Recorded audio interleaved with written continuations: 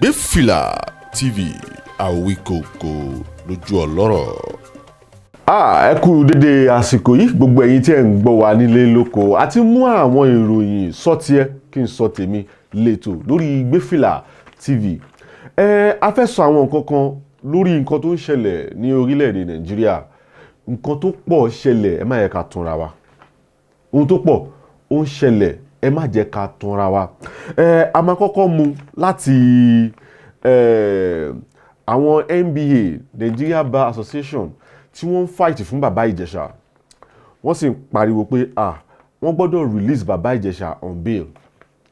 But èmi wá mo wò wípé nígbà tí Commissioner of Police tó ti jáde tó ti sọ̀rọ̀ wípé dandan ni kí wọ́n wípé nǹkan tí bàbá Ijesha ṣe ó wà available, why tó fi jẹ́ wípé ó ti wá di wàhálà, ó di nǹkan tó jẹ́ wípé àti ṣe rí tí constitution tá a bá follow constitution wa ní Nàìjíríà ó máa pa wá lára. Ẹ má jẹ́ ká sọ wípé nítorí pé àwọn kan wà tó ní fún tó lè kanná pé wọ́n máa ẹ jọ̀ọ́ please, mo appeal sí Sanwó-Olú, the governor of Lagos State, láti carry along lórí issue yìí. Má sọ wípé torí pé àwọn èèyàn wọn má jẹ́ kó di pé ìgbà táwọn èèyàn bá jáde tó bá bẹ̀rẹ̀ sí ń fẹ̀ nínú náà tó ń dàbẹ̀ tó bẹ̀rẹ̀ sí ń di pé wọ́n bẹ̀rẹ̀ sí ló máa dìde tó máa tó sọ̀rọ̀ lórí ọ̀rọ̀ yìí. Don't let us be deceive ourselves. Ẹ jọ̀ọ́ nítorí t'Ọlọ́run. Ẹ máa gbọ́ nǹkan tí bàbá yìí sọ. Wọ́n sọ̀rọ̀ tó wà very reasonable. Mo wà really support of what he's saying. Nobody tó sọ pé nǹkan tí bàbá Ijesha ṣe ò dáa. But as long as pé ohun tí bàbá yìí ṣe ó wà available under the law, why tí wọ́n ṣe release ẹ jọ̀ọ́ ní t'Ọlọ́run. There was a person tí wọ́n arrest ní Jos, Lebanese, tó yẹ pé ó molest about 10 girls.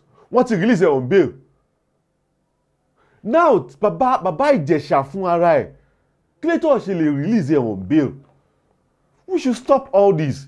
Táwọn èèyàn kan bá sọ wípé kọ́ máa release ẹ wọ́n máa ṣe kí wọ́n máa ṣe gbára no. Ìyẹn ò need wípé àti ìfẹ́ túlù ṣe nìyẹn. Lagos State is very civilized.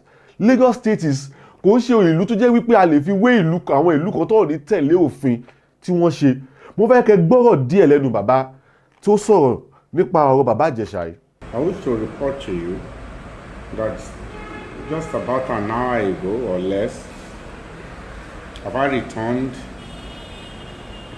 from the SCID Panti Yaba, Lagos, in the quest for the release from bail of Olanrewaju James Omiyinka, otherwise popularly known as Baba Ijesha. You know, in the morning earlier on, at that occasion, alongside my colleague, Ayo Ademiloyi, of the Radical Agenda Movement in the Nigerian Bar Association, Releasenba, to meet with Mr. Yomi Fabi, the actor, as well as a comrade, Kehinde Agedo, who actually is the facilitator of the meeting of myself, Releasenba Secretary Ayo Ademiloyi, and Yomi Fabi. Of course, Fabi is been in the news for some time now and championing the cause of the release from bail of Mr. Omiyinka, Baba Ijesha, accused of a lot of offenses of a sexual nature, of having an illegal and inappropriate entanglement with a lady said to be a minor of 14 years old, 14 years of age, probably about a month ago. Baba Ijesha has been in detention of the police at the SCID, the facility there at Pantis, about a month ago. You will recollect that about 10 days ago, or about 2 weeks ago, the police showed interest in that they will release the gentleman on bail, and almost immediately after that kite was flown in the press. There were opposition to it, essentially from female activist groups, women's groups and child rights activists and all that the man should not be released on bail. They actually did a demonstration, and the police in Lagos State capitulated and refused to release him on bail. That is not right. And then we made efforts.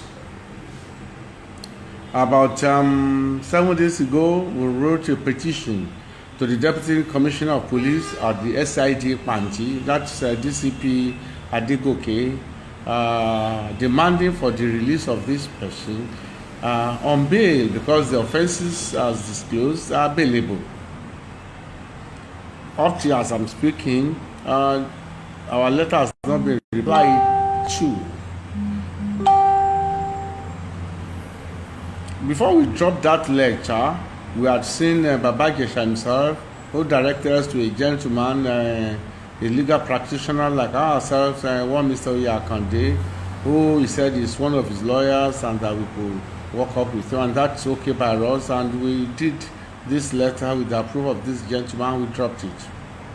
Well, things got slack and nothing was heard about the letter, and even though officers of the SCID were promising that they will release the fellow, and the lawyers were going up and down, nothing was done.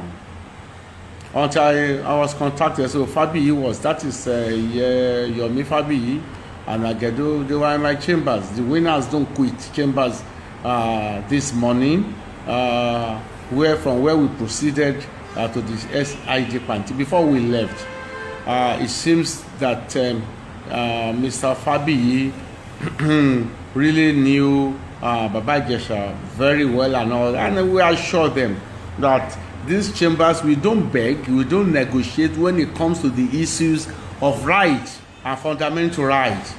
And we told them clearly, if Omojo Shejafun, you can't begin to champion the cause of a coward, and that so that it will not be a matter that we are championing quite muscularly, quite robustly, the cause of a person who is a weakling, who doesn't know his right, or who doesn't want to fight for his right, and who seems to be begging and pleading and wanting to plead his way out of trouble, just the way Moshood Kashimawo Olawale Abiola, the presumed winner of the June 12, 1993 election, was trying to negotiate the way to victory and perished in the circumstances. We told them in Yoruba.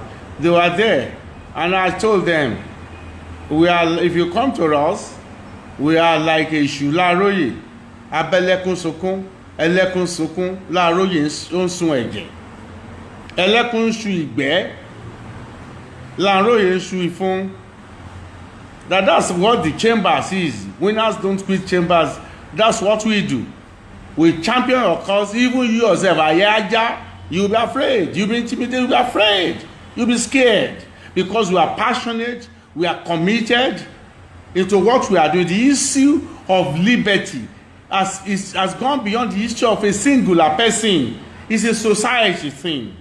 Once in any situation where a human being rights being infringed upon, as it's been regularly infringed upon in Nigeria, is the rights of everybody, because it's coming to your town. As Yoruba people say, "Makan lo yen kani," and they assured us that they are brave, they are up to it, and that actually they led a protest to Panti weekend and all that to press home the point that this gentleman is due for his freedom, albeit conditionally.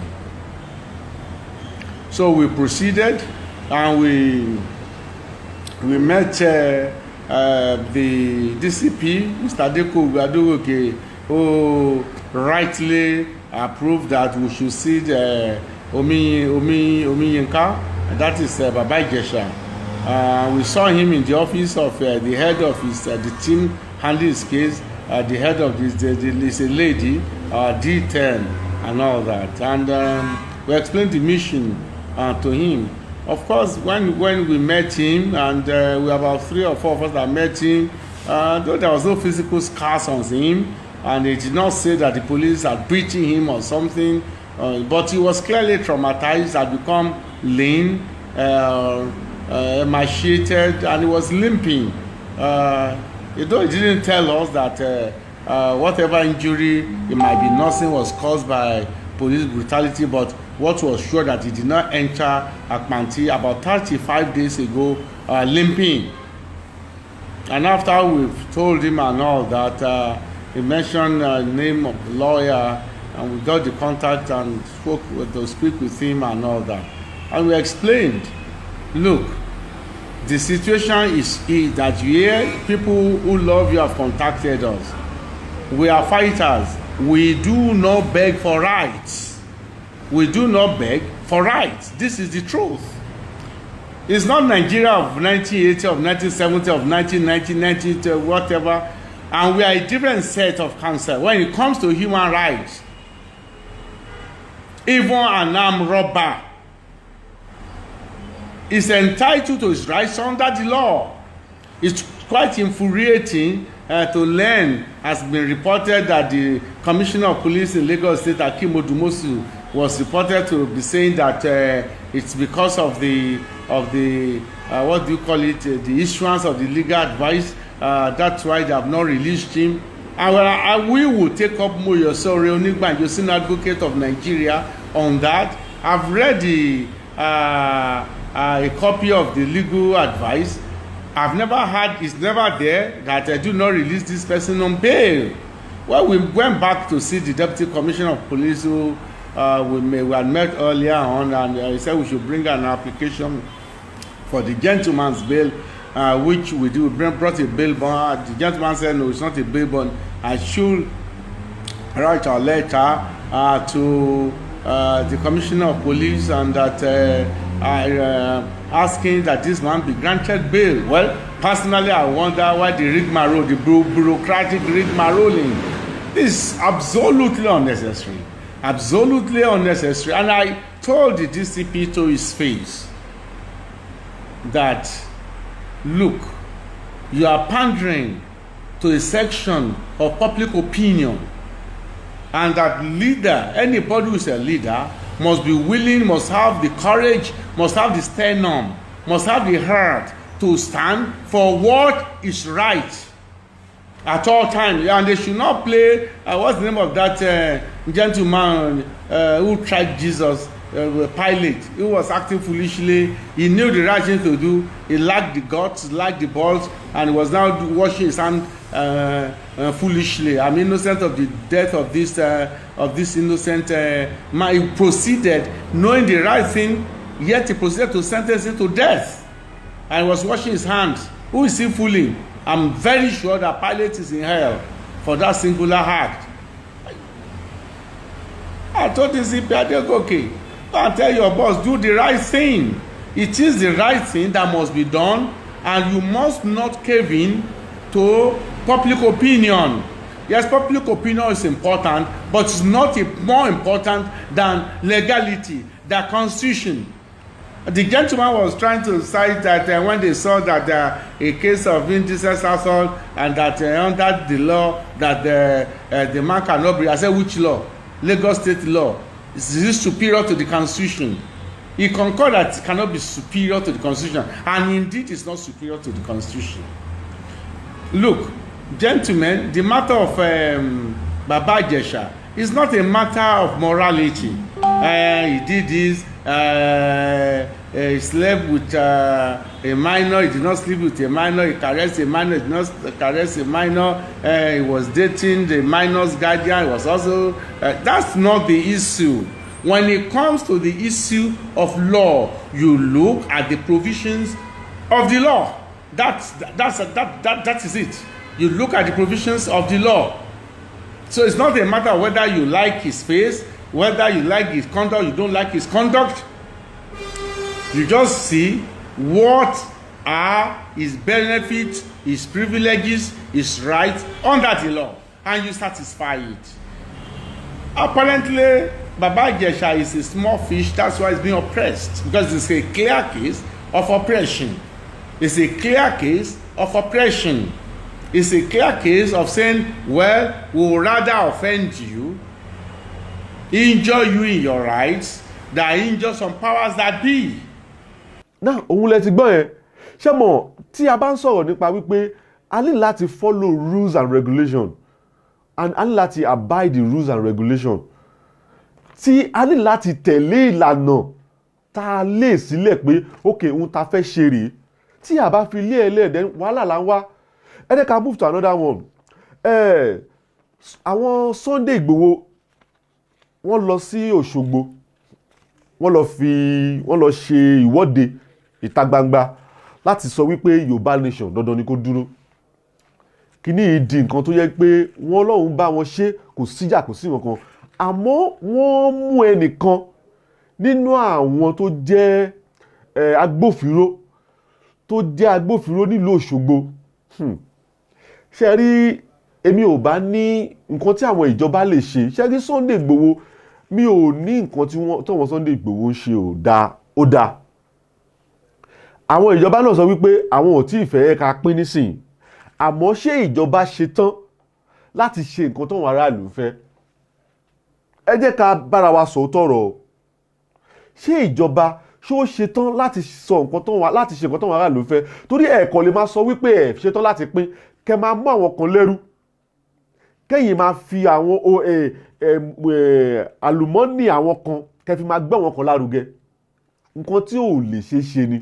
Ohun tó fà á tí àwọn kan ṣe dìde nìyẹn wípé àwọn fẹ́ yapa lórílẹ̀‐èdè Nàìjíríà. Nǹkan tó ṣe kọ́ sọ pé àtúntò ìlú làwọn fẹ́, which is restructuring. So now nígbà tẹ́ wá gbé nìkan dìde ń sìn tẹ́ wá sọ wípé kó lọ ṣe amọ̀ní àbí kí ló máa ń pè nílé lórílẹ̀‐èdè Yorùbá kó lọ investigate kó lọ wo àwọn nọ́mbà kọ̀ọ̀kan so that wọ́n máa bẹ̀rẹ̀ sí arrest àwọn èèyàn. Ṣé à ń fẹ́ dá wàhálà lẹ̀ ni? Èmi ò rò pé orúkọ báyìí because according to bó ṣe sọ ẹni ìfẹ́ wa mú nọ́mbà mọ́tò Chief Sunday Igboho ni. Torí nínú nọ́mbà Chief Sunday Igboho òun ni ẹni yìí ló ti rí mú. Tá bá ṣe báyìí kò lè sí lọ síwájú fún wa. Màá fẹ́ jẹ́ ká gbọ́ díẹ̀ lórí nǹkan tó ṣẹlẹ̀ lọ́jọ́ náà. Ẹni DSS ló rán iṣẹ́ àbítalẹ̀ ló rán iṣẹ́. Àná ẹ̀jẹ̀ sọ pé ẹ̀jẹ̀ sọ fún mi sí pé ẹ̀yin lẹ rọra yín iṣẹ́. Wọ́n ní gọ́ọ̀mẹ̀ntì ló rán wọn iṣẹ́. Ya ẹ má dá sọ̀rọ̀ yìí mọ́. Ta ló rán iṣẹ́? Ta ló rán iṣẹ́? What's your name? Ṣeun Ọláyínká. Àtìgbà ọlẹ́ tí ń bá DSS ṣiṣẹ́. Ọdún mẹ́fà. Ibo lẹ ń gbé? Òṣogbo. Kí lẹ wá ṣe ní? Kí lẹ wá ṣe ní ibi tá a ti ṣe rally lẹ́nu? Kí lẹ wá ṣe mẹ́? Ẹ wá darapọ̀ mọ́ nǹkan tó ń ṣe. Ṣé ọmọ Yorùbá nation ní ilẹ̀ ṣe wá darapọ̀ mọ́ wa? Kí lẹ wá ṣe mẹ́ tí wọ́n wá fi rí yín? Kí lẹ ń ṣe tí wọ́n fi rí yín? Kí lẹ ń ṣe tí wọ́n fi rí yín? Gbogbo nọ́mbà mọ́tò wa. Ẹ fẹ́ mú nọ́mbà mọ́tò eléyìí. For what reason? Àbí mọ́tò chief lẹ fẹ́ mú àbẹ̀wò? Chief àlàyé ti chief. Okay, o sí Nàìjíríà. O dẹ̀ sí ìyẹn ọ̀nà ìyá.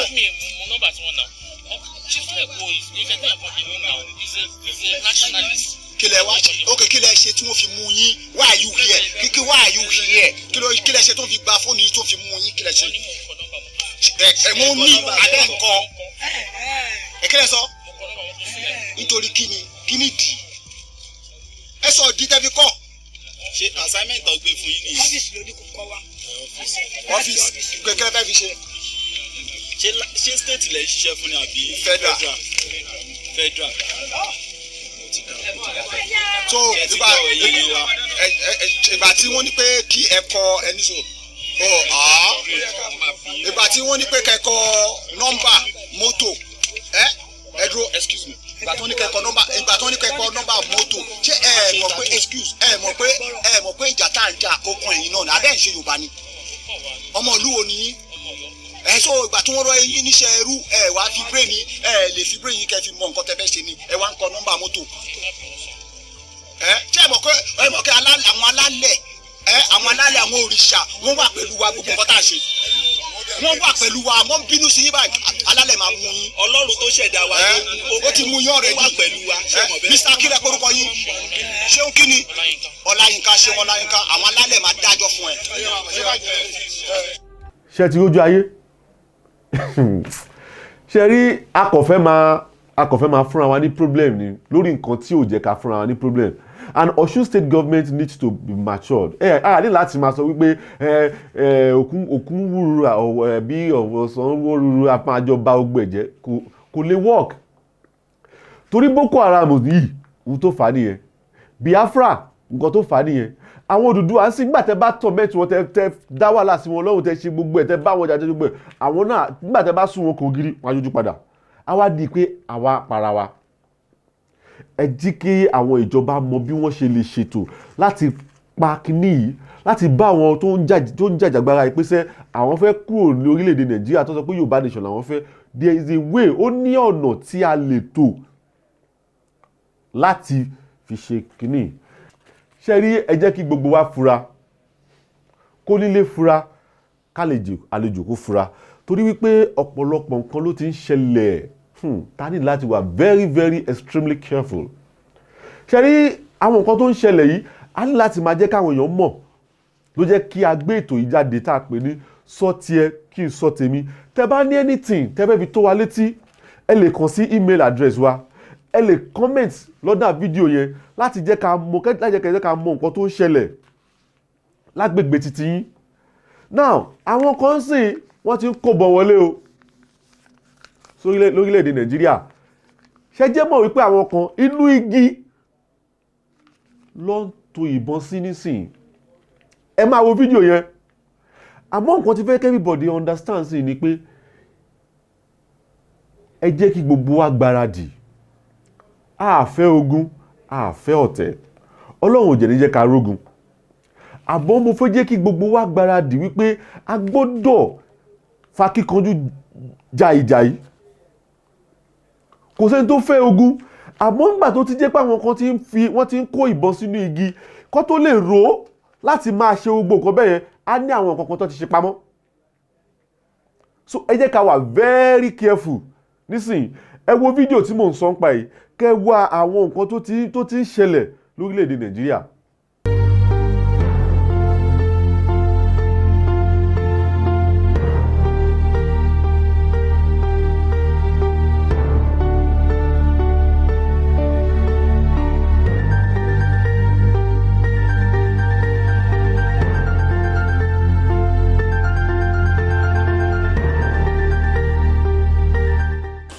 Ọ̀la ṣe rí taba ti ń sọ fúnra wa aláti máa bára wa máa sọ òótọ́ ọ̀rọ̀ léléyìí.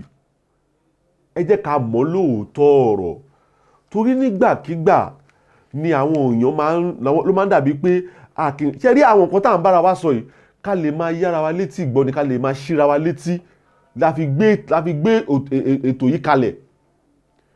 Ẹ jọ̀ọ́ nítorí t'Ọlọ́run anybody ẹ̀yin kéèyàn tó bá rí anything ẹ lè kàn sí wa lórí email address wa. Ẹ jọ̀ọ́ ìdí tá a ṣe fẹ́ fi nọ́mbà wa lẹ̀ ni pé ìpè máa pọ̀ a jẹ́ fẹ́ kí ìpè pọ̀ jù. Ẹ kàn sí wa lórí comment ẹ kàn sí wa lórí email. So a ní rí jù báyìí lọ lórí ètò sọ tiẹ̀ kí n sọ tèmi. Orúkọ mi ò yí padà Ọmọọba Oyeyemi Lẹ́kùtì. Ó dàbọ̀. Gbé fìlà TV Àwíkòkò lójú ọlọ́rọ̀.